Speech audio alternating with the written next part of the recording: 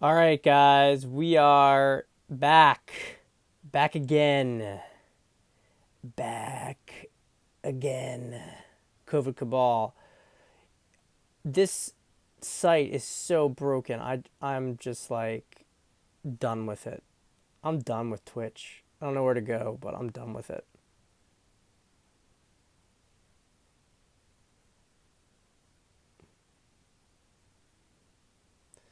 I'm done with it, guys. It is so messed up. One second. What I have to do right now is I have to retype in a title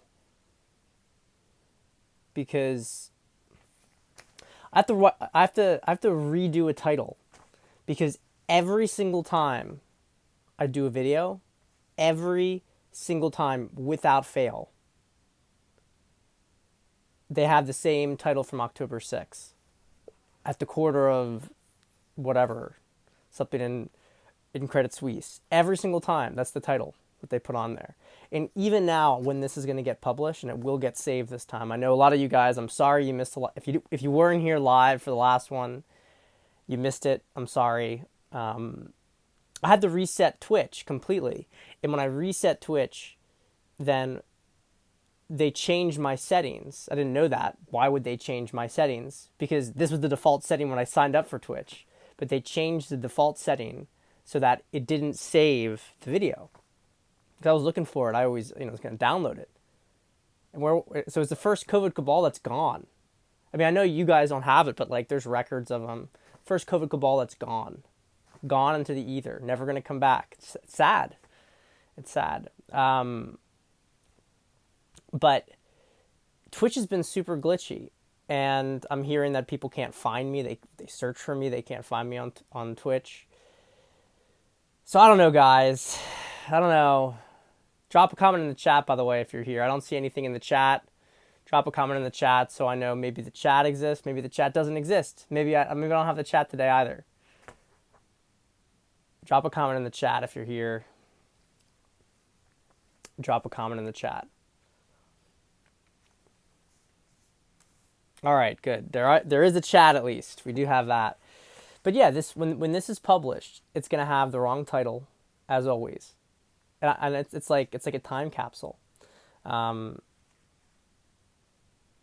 I don't know if it's just some glitch with Twitch or if it's just me, just little old me.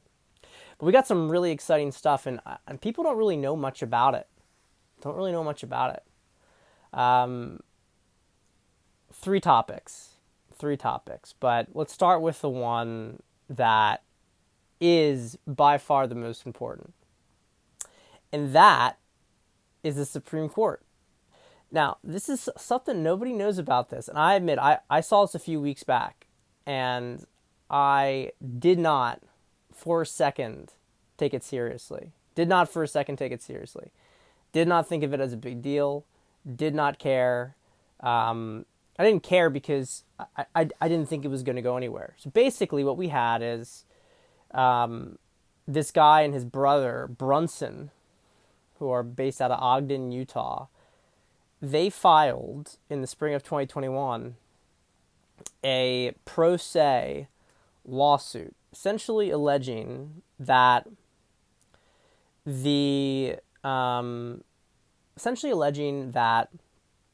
because despite the fact that 32 states and 1/3 of Congress was extremely concerned about the security of the election, and despite the fact that per Trump's executive order, there was supposed to be that intelligence report, the DNI intelligence report, and that intelligence report said that there had been foreign interference in the election, but they couldn't establish how much. They just simply couldn't establish how much of an impact it made.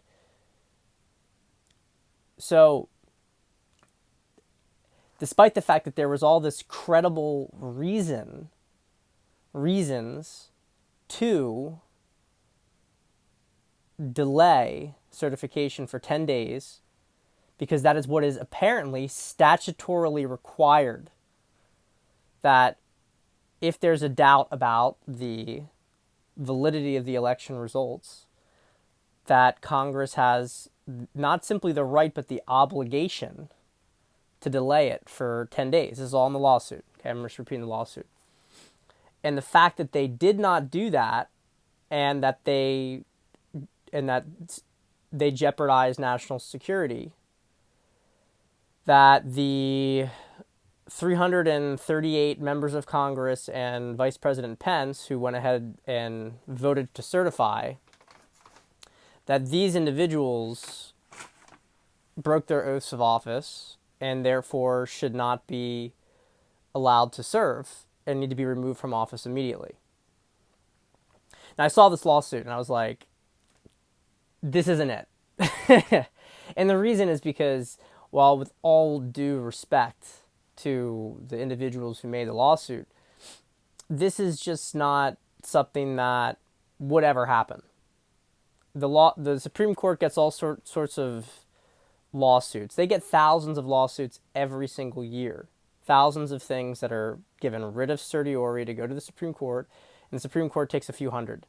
And they would never take a case like this that had such a huge implication for the country, right? Huge implications for the country, especially because, we saw in late November, about 2 years ago, 2 years ago right now, we saw that the Supreme Court didn't want to get involved with the election stuff. So why would they change their mind now? I saw this and I'm like, yeah, credit to the people for doing this, for staying in the fight, but Supreme Court's never going to hear it. And, just because it's been sent to the Supreme Court doesn't mean anything, because they're just not going to see it. And yet, I was wrong. I was wrong, guys. I was wrong. And not only was I wrong, but I think pretty much every single legal scholar out there was wrong, because the Supreme Court is hearing this case. I shit you not. The Supreme Court is hearing this case, and they're not only hearing this case. The Supreme Court was actually quite aggressive about trying to get the case. So they, once the petitioners, and I have to say the Brunson brothers, geniuses with this, legal geniuses, they were better at procedure than a lot of the courts. Courts kept messing up. They managed to navigate the legal system. When their case got stuck in an appeals court, the appeals court was going to bury it. They found a national security statute that they could use to bypass the appeals court, got to the Supreme Court, and the Supreme Court actually was trying to help them to get it in front of their desk. And so when they had this writ, the Supreme Court said, how soon can you get us the documentation? They said, it'll take like a couple weeks. They said, can you get it to us sooner? And so these guys rushed to get all this documentation to the Supreme Court in a week. And now the Supreme Court, again, I shit you not, is going to have a hearing on this case on January 6th, 2023. Now, guys, this is just absolutely wild. It's absolutely wild. Because what this gives the Supreme Court the ability to do is quite literally remove Biden and nullify 2020 and 2022, all legally. Now, we don't know if they're going to do that. We don't know if they're going to do that or not. That's a really, really bold move. But why would they take it on? Now, some people have suggested that they're just taking on the case to, put the knife in it permanently, to axe it permanently. And that's possible. They could bring it up just to say, look, this is retarded, stop with this stuff. But the counterpoint to that, and I think it's a pretty strong counterpoint, which is why even take the case? The Supreme Court doesn't have any obligation to take the case. So if they wanted to put the knife into it, the best thing that they could possibly do is just not to take it. It would sit around in obscurity. There'd be no resolution by default. So why take it on, and why try to bring it before them? I honestly can't believe this, guys. Now, this is Brunson versus, let me see here, I have it here. Brunson versus Adams. It's just absolutely wild. Now, Juan O'Savin's been suggesting that the reason for this is that the lame duck Congress has been thinking about trying to set term limits on the court, or that Biden's planning on packing the court. You know, he could be right about this. I'm not saying he's making that up, but I haven't heard a single rumor about that. I've heard a single rumor. Now, that doesn't mean it's not going to happen. I mean, we've still got 3 weeks in December where they're going to be active. I mean, maybe even a little bit, about 3.5 weeks. So, I mean, I'm not saying that that's not possible, but, so if that's the case, it could be a defensive move that the Supreme Court wants to have this case to be able to respond to Congress, or to simply just like a mutually assured destruction kind of thing. But this is wild, because this is like a really soft landing, actually. I mean, it seems pretty wild, and it would blow normies' minds. But think about this. We want to have, okay, let's run through this a little bit first, what it'll entail. And yeah, I know we're taking some big bong hits of the hopium right now. I don't want to like take these hits, because it seems too absurd, like there's been so many of these little things that we've fallen for. And yet, so I'm actually, this time around, I'm super skeptical. And yet it's going to the Supreme Court, and they want it on the docket on January 6th. I mean, what on earth is going on here? What is going on here? What is going on here, guys? So this gives the Supreme Court could literally say, yep, this is true, and would literally arrest 2/3 of Congress, and would say the Biden administration is no longer legitimate, and we have to have new elections. The new incoming Congress would not be legitimate. The former Congress would not be legitimate. We would have like 10 senators, and we'd have 100 plus House members. They'd all be Republican. And some people have suggested that this would make Trump come back as president. Juan himself suggested this. I don't personally think that that's what would happen. That seems to me, it would be one thing if they had this continuation past the inauguration in 2021 to review, because he was still president. But considering he hasn't been president, right, hasn't been executive of the United States, it would seem pretty strange that, okay, now we're going to read you in as president. In my mind, what would happen is that they would go to it would just transition to some sort of military interlude. And my suspicion is that the military would have to monitor the election. Because if this did say, I mean, maybe what the court will do is really more set things up for it.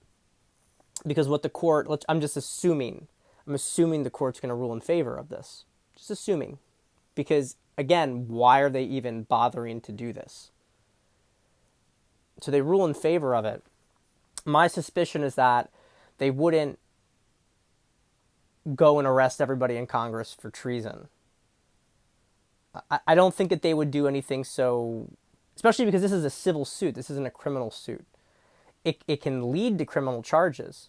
But what I would say is that the Supreme Court would simply say, look, you guys violated your oaths of office. This could have been a national security threat. So the military needs to go and review the whole situation. And until then, we don't have a Congress. Because while there are a certain number of sitting congressmen, they're not sufficient enough of a quorum in order for Congress to function. And so you would have a military interregnum followed by new elections. My guess is that you would either have new elections in the fall or you would have new elections in I'm just feeling like if we were going to have new elections and a new Congress, that would happen in March, or it would happen in the subsequent November, and that November election would potentially be for all of Congress. I don't know. I mean, it's so uncharted territory. I'm just kind of running through this. I'm just thinking out loud here. Because they could even track fraud back to 2018 in some cases. Maybe, that executive order stretches from September 2018. So in September 2018 onwards, that would include 2018 midterms, 2020 election, 2022 midterms. All three of these. So if the military is doing a review, then the military now has been directed by the civilian branch, the Supreme Court, to do a review to make sure that we haven't had a compromised situation. The military could then be like, yeah, we did, actually. And it was in all three elections. And so we'd have to redo all three of them even. Just absolutely wild to think about.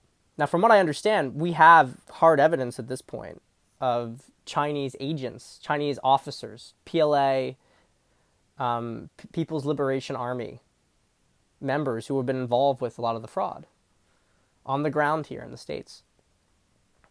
So, yeah, this could really be huge. Now, it's a big dice throw, and what you could see happening is the Supreme Court does this.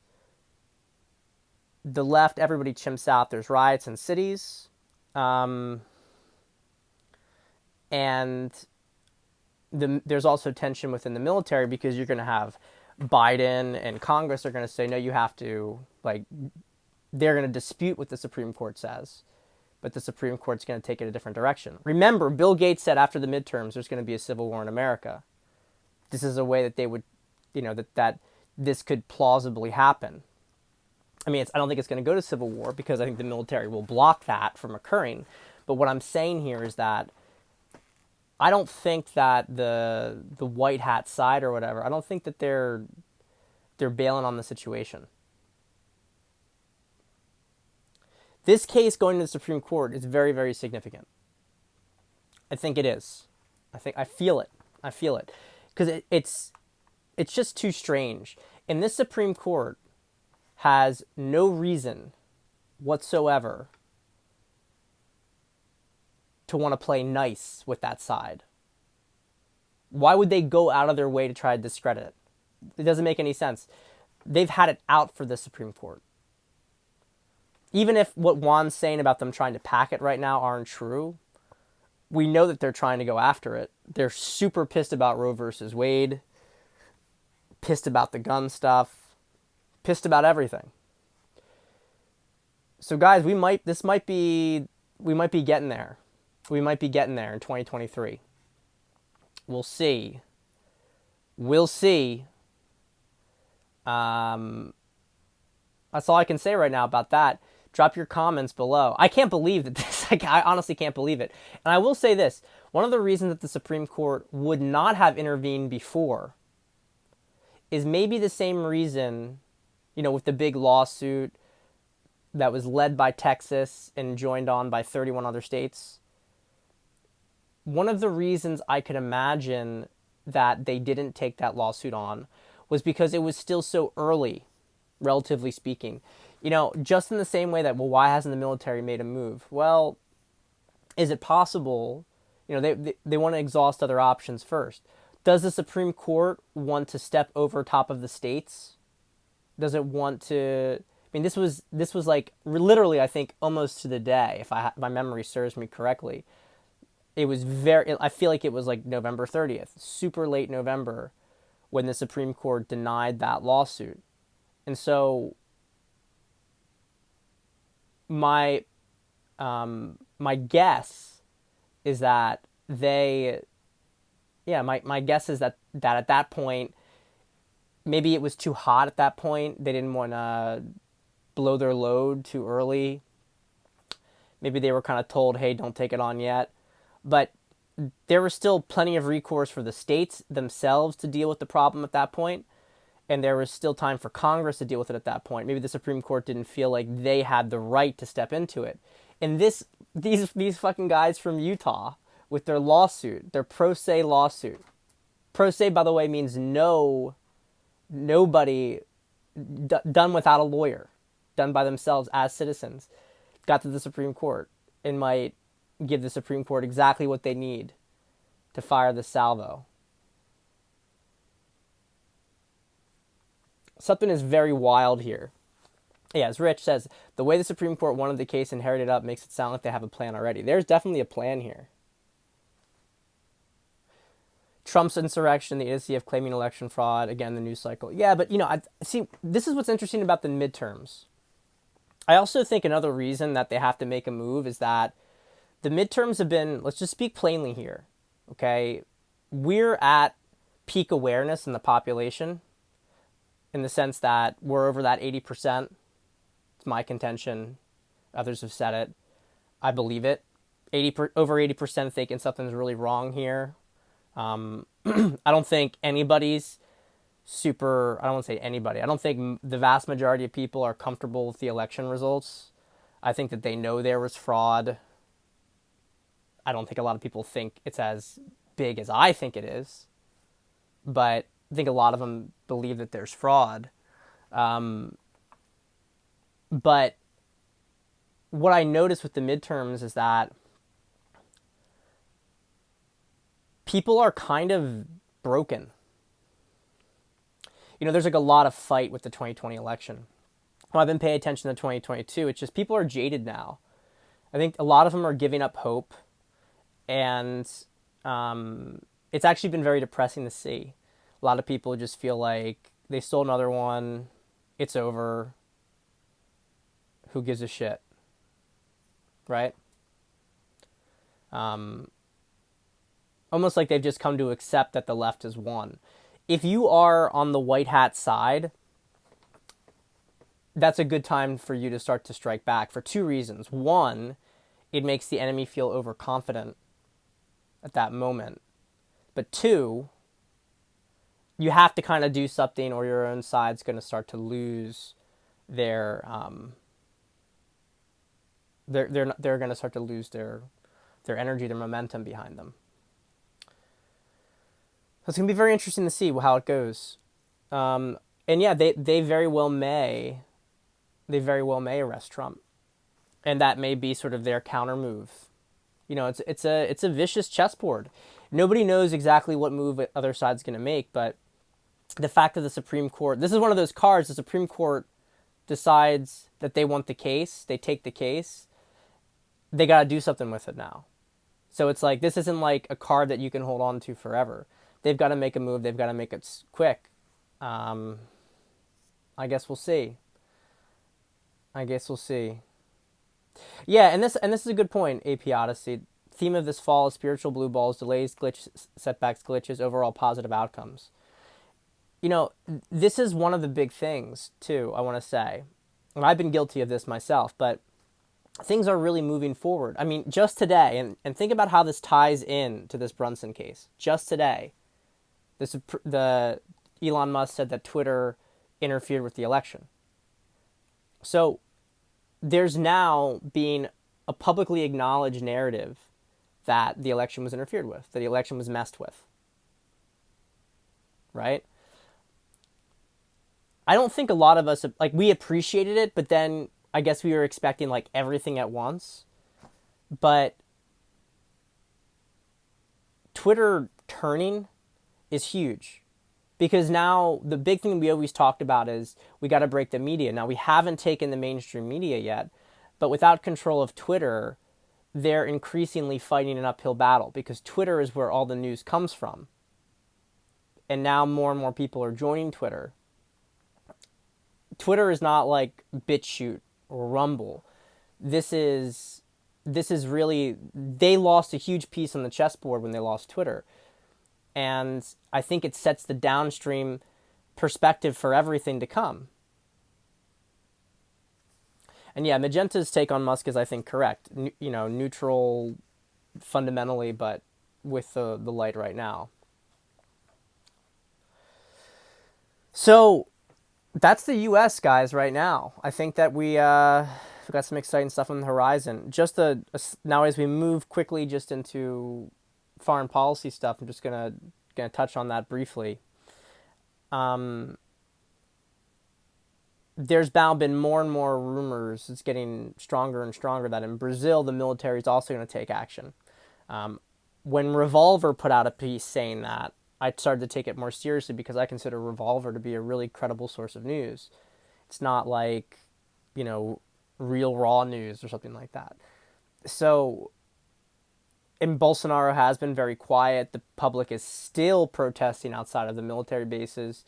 It would seem to me that there would be big disputes within the Brazilian military over what to do, considering Bolsonaro has a lot of support within the military, especially in the rank and file, but a lot of the upper brass in Brazil is also compromised and, maybe pussies about how to proceed. So we'll see what happens with Brazil. I might be wrong, but I think the clock is ticking on that, because I think we've got basically a week before Lula is supposed to be sworn in. So we'll see. The final thing I wanted to talk about, actually we could talk about two things. We'll say just a real quick comment on China. You have all these riots going on within China itself. I don't know what to make of them. And I'll tell you why I don't know what to make of them. China is an extremely confusing country to look at, because China's a piece of shit. It's a piece of shit country. Fuck China. No respect, no appreciation for it whatsoever. Communist scumbags, and they're part of the attack on the country. However, they have double-crossed the cabal. And so it's hard to see, when you have these protests going on in China right now, how much of these protests are being backed by the cabal themselves, because China now is trying to, China's only objective is to take down the U.S. Let's put it that way. China's objective is to take down the U.S. So they use the cabal to take down the U.S. They're tied in with the Mexican cartels. They were tied in with the election fraud. They would love to see a civil war in America. They'd love to see America break itself apart. But they also don't align with the World Economic Forum and their version of the New World Order. They want their own self to be strong. This is where the alliances are so interesting to think about, because Russia is anti-World Economic Forum, but is not anti-America. I mean, we are obviously fighting each other, but my read on Russia has no real strategic interest with American patriots, American nationalists. No issue with it, because it just has to do with the global usage, the neocon usage of the American security state to threaten Russia. So Russia's helping China. And this is my take, is that, everyone looks at it like Russia depends entirely on China. But I actually kind of look at it like China depends heavily on Russia. Because China's military, I'm still not super convinced about it. I know people will argue about this, whatever. It's fine. They don't have a good history militarily. They don't have a good military lineage. And their modern stuff is untested. So, I know they have high volume. I'm not saying that they won't be a serious threat. I'm not saying they can't take out carrier groups. So the digression here is, I don't know what, where these protests are coming from in China, because I can see it's legitimate. These COVID policies, quarantine camps, wild, crazy stuff, right? And I 100% believe that China's economy is extremely fragile right now. And yet, the CIA, cabal groups tried to get Xi removed after his trip to Samarkand. there's been all sorts of internal stuff going on in China. So I don't know where these protests are coming from. The same thing in Iran to a more obvious extent. You see a lot of people talking about what's going on in Iran, like this is so great, have these protests against the, totalitarian government in Iran. And I'm kind of like, a lot of it's justified, and it's also obviously, what's the word I'm looking for? It's not psyop, but I'll just use psyop. It, you have topless Iranian women, LGBT, it's just bullshit. They don't care about that shit. They don't care about that shit at all. That is clearly Western sponsored. And it's not a surprise, of course, that they started doing this in Iran when Iran started selling its drones to Russia. Iran's joined the SCO, right? Iran's developing nuclear weapons. I mean, so this is why it's so important that a move is made in the States. Because the U.S. is being dragged into a war against Russia and China that pushes them closer together. Whereas if the U.S. flips, then suddenly you have a situation where China is isolated because Russia will look for a rapprochement with the United States, and China's going to be in a really bad situation because they're going to have a reconstituted America that knows that China declared war on them, basically. I mean, it can totally change the balance of power globally. Totally change it. So, and let's talk a little bit about that. Some more interesting things in the background. Something that ties into all what I was just talking about. Some things have changed in Ukraine, haven't they? Ever since FTX went down, all of a sudden there's been a lot of negative press about Ukraine. Or at least let's not say glowing press, very depressing information about Ukraine, about the horrendous casualties they're suffering, about the destruction of their energy grid. It's going to cost $1 trillion to rebuild Ukraine. And Ukraine is now very consistently, it's not the right word, but Ukraine's losing Bakhmut now. It's a big battle in the Donbass. This is the big fortified area. And once this falls, it's going to start to crack the entire lines. There's one more defensive line in Slavyansk-Kramatorsk, and then there's not really a strong defensive line. The attacks on the critical infrastructure seem to have really damaged Ukraine, but I'll also say this. It does not seem like Ukraine's getting the help that it used to get. So while all this is going on, you have all this negative press about Ukraine, public opinion moving against Ukraine. What do you have? You have now Russian intelligence chief Naryshkin says that Poland is planning a referendum to annex southwestern Ukraine. Basically, Lviv, Ivano-Frankivsk, and most of Ternopil, which is so interesting because when I've been being like an autist and really looking into this area, I was saying, well, that's Galicia. If you exclude the northeastern part of Ternopil, which is part of Volhynia, that's Galicia. And, honestly, historically, that was all Polish. It was never Russian. The Russians probably don't want it. It's a big problem area for them. Just geographically, it's kind of off there. The Volyn would be a little bit more aggressive on the part of Poland. It would surround Belarus on more sides. And so it seems very interesting that Poland is going just after Galicia. Meanwhile, we have Hungary's now making a big stink about Transcarpathia and the treatment of Hungarians there. Now, they've always talked about this, but this came out in the media yet again, that they're not going to support stuff for Ukraine because of the persecution of Hungarians in Transcarpathia. And at the same time as all that happening, you have Romania now making a stink about the Moldovan language and saying Ukraine needs to acknowledge that there is no Moldovan language and it's Romanian. Now, why would they do that stuff? And why all at the same time? My take on this, is that they are probably gearing up to do a big annexation. So they're going to lose Ukraine, it's unacceptable for them to be able to push into most of Ukraine. And so what they're going to do is Poland's going to get its cut in Galicia, Hungary will get Transcarpathia, and Romania will get Chernobyl and Moldova. And of course, they'll all do this legally. Once Ukraine starts to fragment, they're going to hold annexations in those territories, and those parts of Ukraine are going to vote overwhelmingly to join, and Moldova as well. They're going to vote to join those respective countries because that's how they get into the EU. Otherwise, they're never getting into the EU. So part of Ukraine is going to be given the option to go into the EU as part of other countries. And Moldova is going to be given the option to join Romania as well, and I think that they're all going to take it. Who knows? Who knows?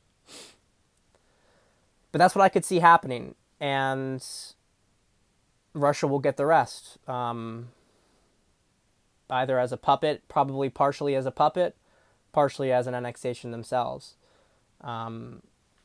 So, we'll see. It does look like Russia's gearing up for an offensive. The ground's starting to harden. It's not quite there yet. So, all coming at the same time. We'll see. Happy birthday, Bob. Hiji, are Ukraine's backers more unwilling or more unable to help? My take is that it's a bit of both. I think they are unable to help. So let's put it this way. There was a gamble here that Ukraine would economically break Russia. When that didn't happen, it was game over for Ukraine. NATO always knew that because the only way for them to save Ukraine would be to get NATO involved themselves, and then they had also a very good chance of losing then. And there certainly weren't any real winners in that situation because Russia was more invested in it. Western public would never stand for overt Western troops on the ground in Ukraine. The potential nuclear standoff, and they didn't have the supplies, they weren't prepared. Ukraine was basically a big testing ground after that initial push. After Russia didn't collapse economically, it became a testing ground, and they were trying to buy time. Maybe something will change. Nothing's changed. They see the writing on the wall. Russia's now mobilized, another 300,000 men. Ukraine's critical infrastructure is being hit. They know it's game over. They're going to take what they can get out of it. They get a few more bites into Eastern Europe, and that's where they're going to have to draw the line in preparation for maybe what comes next in the future. That's the situation. That's what's going to happen with it. They don't have the means to give more supplies. They don't have the means to give more military equipment. And let's also keep in mind, we have to view this through the lens that not all of the Western militaries are behind this, especially in the U.S., that we have the white hat military that does not want this thing to go further. So they don't really have, I think that their leash has been stretched as far as it can go. And they know that once Russia gears up for this next offensive, it's just game over. It's game over. So yeah, guys. That's it. That's it for today. Exciting stuff. I'm going to hit the gym. I'll talk to you guys in a week.